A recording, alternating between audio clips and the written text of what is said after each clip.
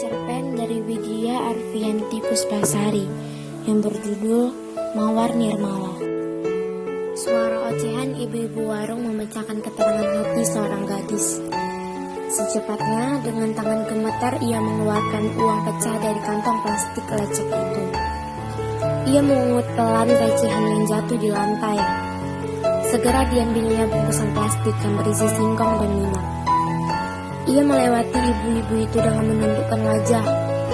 Poni semaknya menutupi semburat matanya yang tajam dan dibalas tak kalah sinis oleh ibu-ibu itu. Langsung ia hempaskan belanjaan itu ke tanah. Dia menangis dan berteriak dengan isak yang serak. Ia membanting tong besar di depannya.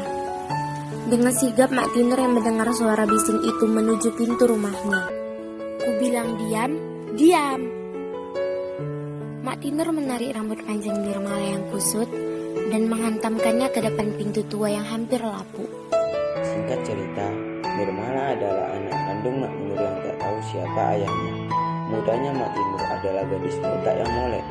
Dia menerima banyak lelaki untuk datang ke rumahnya. Namun, semenjak ia menderita kanker rahim setelah Nirmala menginjak umur 2 tahun, tak ada lelaki yang mau berkunjung. Apalagi kondisi Mak Tinur mendadak tak terawat.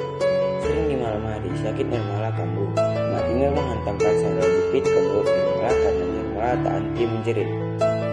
Jika kesedihan semakin menganga di hatinya, Nirmala hanya melarikan diri ke sungai.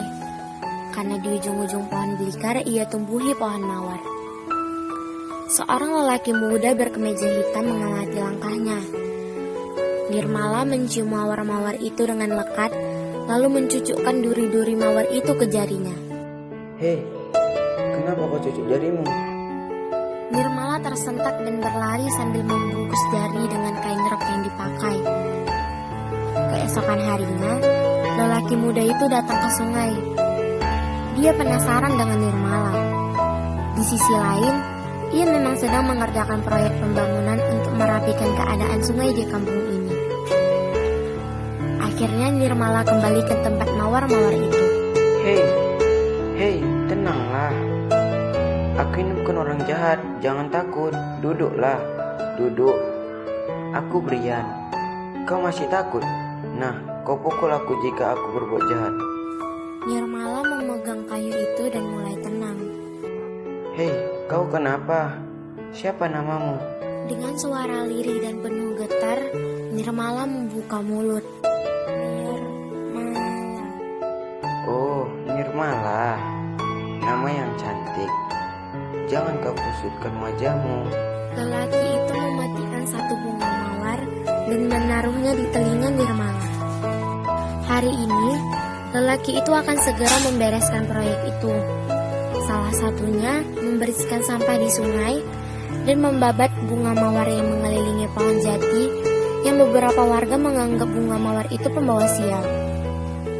Brian bingung. Dia takut Nirmala akan marah.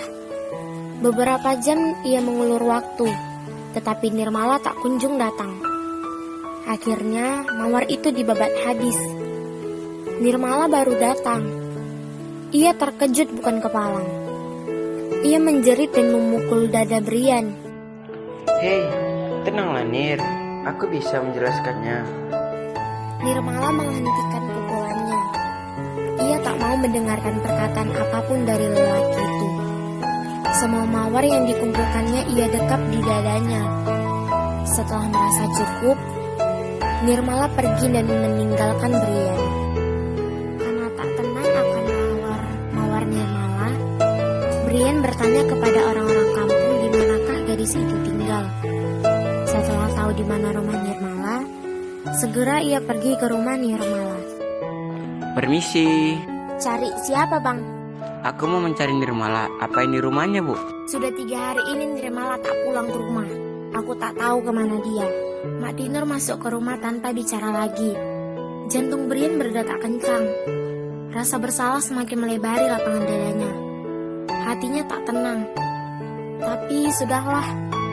Ia melangkahkan kakinya dari rumah tinggi itu. Seketika ia mencium aroma bunga yang khas. Ia menundukkan badannya dan melihat di sepanjang tanah yang berjarak 1 meter dari papan lantai rumah itu. Dilihatnya dari ujung, rambut panjang mengurai di tanah. Aroma mawar semakin tajam. Ia memasukkan kepalanya untuk melihat lebih jelas. Baju merah jambu logam itu membungkus tubuh. Tubuh itu seperti nirmala. Bunga mawar kering memenuhi atasan dadanya. Lelaki itu masuk ke kolong rumah dan langsung berteriak. Hanya Mak Tinur yang datang. Brian menarik tubuh nirmala yang tersangkut. Ia menyibakkan rambut gadis itu. Ia memanggil namanya, tapi gadis itu tak membuka mata. Ia mengecek tangan gadis itu, ternyata nadinya sudah tak mengalir lagi. Kata Mak Tinur, ia memarahi Nirmala karena membawa sampah mawar ke dalam rumah dan memukul bokong Nirmala dengan sapu lidi. Begitu saja kok. Brian tak habis pikir dengan ulah Mak Tinur. Ia segera menutup wajah Nirmala dengan sapu tangannya. Malang sekali kau, Nir. Baru berapa hari aku mengenalmu, tapi seakan ku tahu butir hidupmu. Maafkan aku yang mematikan semua mawarmu. Aku berjanji akan menanamnya lagi untukmu. Oh Nir, ternyata sebegininya kau mencintai bunga ini. Pantaslah kau tak segan tertimpa durinya selama 5